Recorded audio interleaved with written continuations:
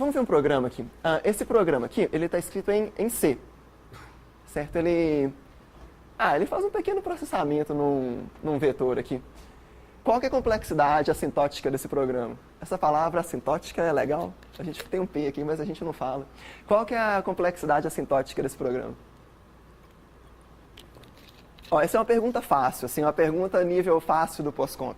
Quer dizer, no POSCOMP não cai uma coisa dessa, né? Mas enfim, qual é a complexidade assintótica desse programa? Hã? É linear. É linear no tamanho do vetor, né? A gente chama ele de n aqui, linear no tamanho do vetor.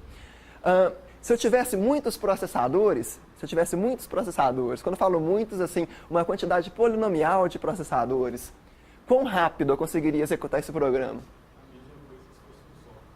A mesma coisa que fosse um só? Como assim? Você fala em enigmas. Você fala em enigmas. A mesma coisa que fosse um só quer dizer o quê? Se tiver somente um dado, né?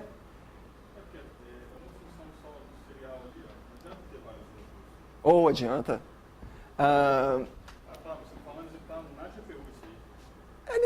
No mundo hipotético, no mundo utópico. Sim. Não, esquecemos hardware. Imaginemos um mundo hipotético, um mundo utópico onde eu posso ter quantos processadores eu quiser. Assim, polinomial, na quantidade da entrada. Esse mundo tem um nome, ele chama Pram. Assim, é o mundo teórico, né? Imaginemos que eu possa ter uma quantidade grande de processadores. Se eu tivesse tantos processadores quanto eu quisesse, quão rápido eu executaria esse programa aqui?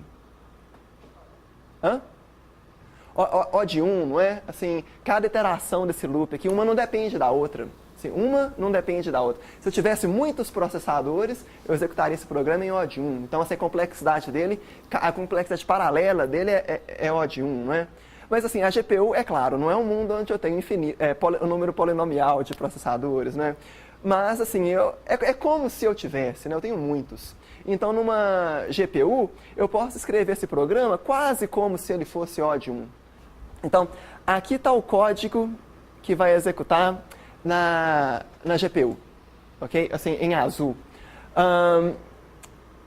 O que essa linha aqui está fazendo? Essa primeira linha aqui, o que ela está fazendo? Notem que nesse programa aqui, eu estou fazendo uma coisinha num vetor, né? Assim, a cada iteração, eu aplico uma ação em um vetor, assim, uma posição do vetor, certo? Assim, e as iterações são independentes, né? Na iteração i, eu processo o iésimo índice do vetor. Assim. Então, na iteração i mais 1, eu processo o iésimo mais um ísimo índice do vetor, mas eles não têm nada a ver com o índice anterior, certo? Com o ísimo anterior. O que essa primeira linha aqui está fazendo? O que vocês acham, intuitivamente? Assim, nesse modelo de programação aqui, eu preciso ter uma forma de indicar para qual thread, qual ação que ela vai tomar, certo? E, em geral, como padrão de programação, a gente usa o nome da thread para entregar para a thread o dado que ela vai manipular. Cada thread tem um nome. E, coincidentemente, esses nomes são números. Assim, ordenados, inclusive, de 0 até o número de threads que eu tiver, certo? Então, eu simplesmente estou falando para a iésima thread processar o iésimo índice do vetor. Então, cada thread pode fazer isso em paralelo. Eu estou processando todos os índices do vetor em paralelo. O loop sumiu, tá vendo? Assim, o loop virou o nome das threads. Cada thread usa o próprio nome para entender qual posição do vetor ela vai processar. Esse programa aqui, qual que é a complexidade dele? Ele é O de 1, não é? Assim, ele é constante, não é?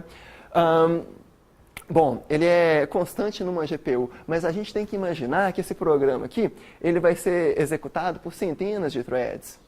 Assim, é claro que esse programa ele não é constante, é totalmente constante, porque eu posso ter mais dados do que eu tenho threads. Primeiro eu vou escalonar um bloco de threads, esse bloco vai executar, ele acabou. Depois eu escalono um outro bloco de threads, esse bloco executa, ele acabou também, até que não tem mais dados para serem processados, né? Agora, esse escalonamento de blocos numa GPU é muito barato, assim, é mais barato do que o escalonamento de um processo numa CPU. A troca de contexto aqui, ela é ridiculamente barata, ela é muito barata. E eu tenho uma sintaxe para chamar o meu programa. Então, nesse mundo aqui, eu vou ter uma parte azul, que vai executar na GPU, e uma parte vermelha, que vai executar na CPU. Deixa eu mostrar para vocês aqui. As letras estão pequenas, não é? Mas eu posso aumentar isso daqui a pouco. Mas isso aqui é o programa inteiro. Em azul aqui, eu tenho aquele nosso kernel. Esses programas que rodam na GPU, eles têm esse nome, né? Kernel. Eles chamam kernel. Então, essa parte aqui vai executar numa GPU. E essa parte aqui é o programa hospedeiro, né? Em C, vai executar na CPU. O programador escreve essa parte aqui explicitamente, não é? E aqui ele tem a chamada do kernel. Deixa eu mostrar isso para vocês em execução. Esse computador aqui, ele tem uma GPU programável.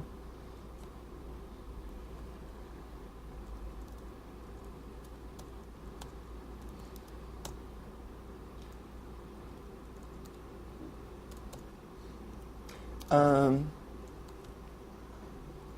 640.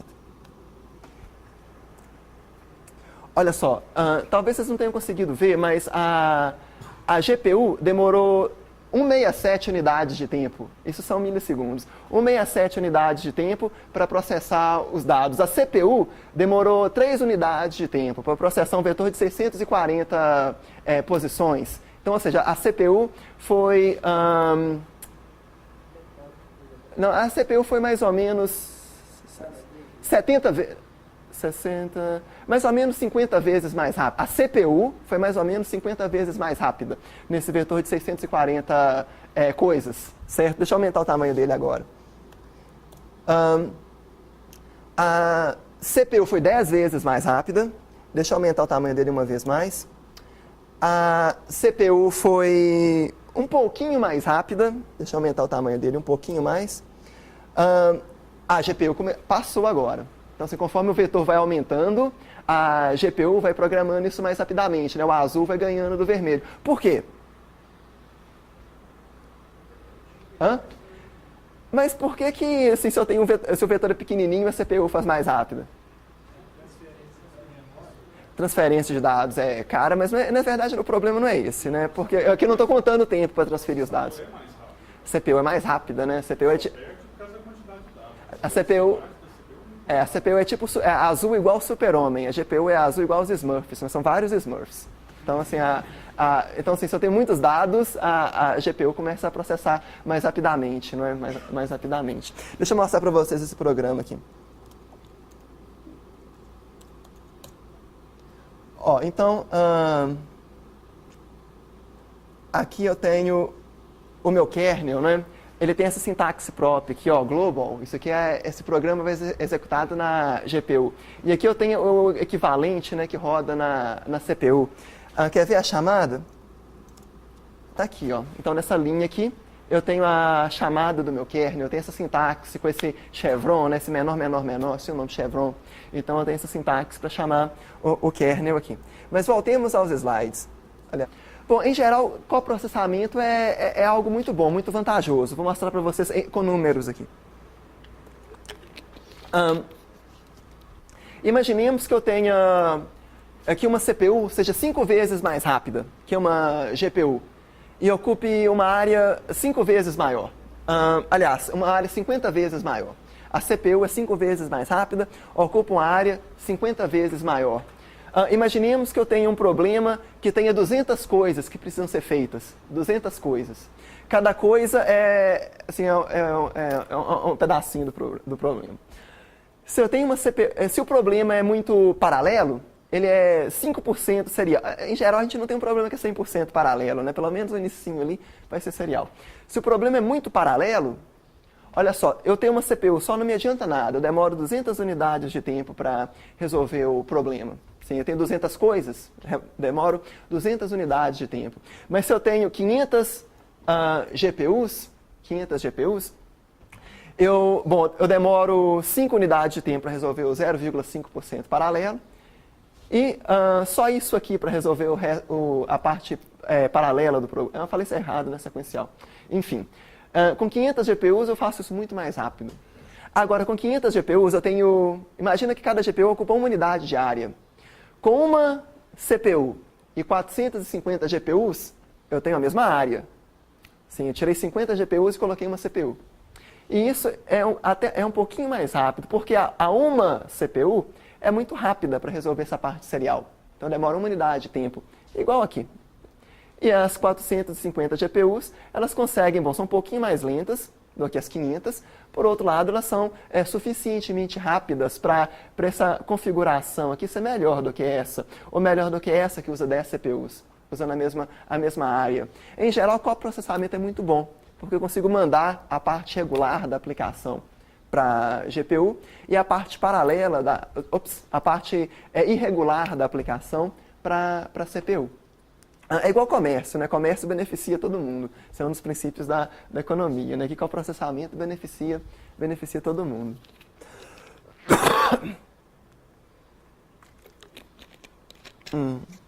Avancemos. Mas isso seria vantajoso mesmo que a parte serial da aplicação fosse muito grande. Por exemplo, 3/4 da aplicação fosse serial. Mesmo assim, essa configuração heterogênea, né, seria vantajosa, seria um pouquinho mais rápido do que no caso de ter 10 CPUs, por exemplo. Vocês podem fazer as contas aqui. Vamos escrever alguns programas, né, na CPU. Esse programa aqui, ele faz o quê? Esse programa, ele faz o quê? Ele faz uma coisa simples. Ele faz o quê? Soma duas matrizes. Ele soma duas matrizes. Qual que é a complexidade dele no mundo sequencial? Ele a complexidade dele é proporcional, né? Assim, nesse algoritmo aqui, né, a essa variável side, assim, ao lado da matriz, né? Então é quadrática.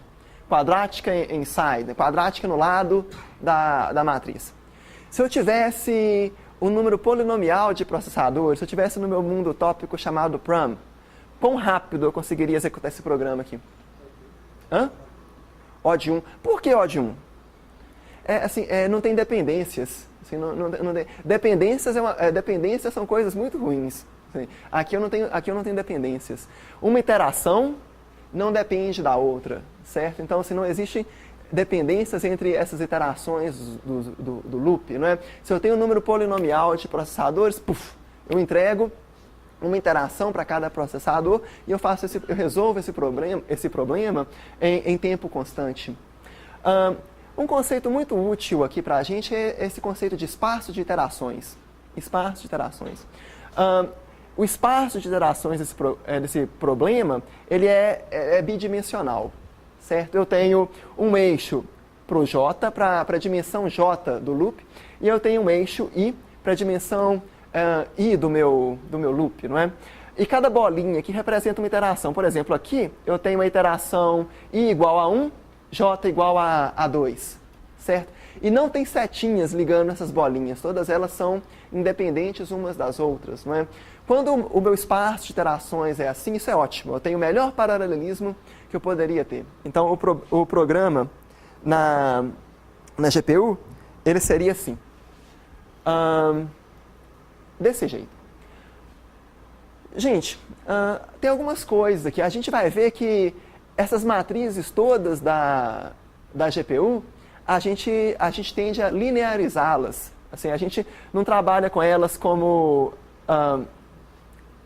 um arranjo bidimensional. A gente trabalha como um arranjo unidimensional. Essa pergunta é mais difícil, mas por quê? Assim, está vendo a matriz aqui? Olha só, ela é um vetor. Eu estou representando ela como um vetor. Então, estou usando essa pequena fórmula aqui para computar qual pedaço do vetor eu tenho que mexer. Por que, em geral, a gente vai fazer assim? O que vocês acham?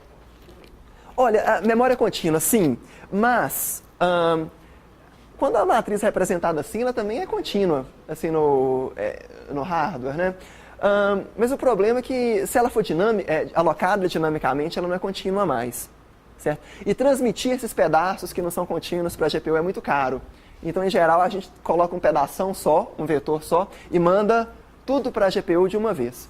Então, assim, em geral, o ato de mandar o dado para a GPU dessa forma é mais barato, é mais rápido. Eu vou mostrar isso com mais detalhes mais à frente. Mas, enfim, então aqui eu tenho a minha matriz linearizada, não é? A memória contígua, linearizada. Agora, aqui esse programa aqui é um pouquinho diferente daquele primeiro que a gente viu. As threads aqui tem dois nomes. Elas têm um nome X e um nome Y. Certo? Na GPU, as threads podem ter até 3 nomes. Um X, um Y e um Z. Certo? É claro que a gente não precisa usar todos esses nomes, né? Aqui, por exemplo, eu só estou usando o nome X. Okay? Aqui eu só estou usando o nome X. Aqui eu estou usando o nome X e o nome Y. Eu estou usando TID aqui, na verdade isso chama thread id.x, né? Mas para diminuir o tamanho, para melhorar a leitura, né? Aumentar isso, eu uso só TID. Por que eu tenho esse condicional aqui? Por que eu tenho esse condicional? O que vocês acham?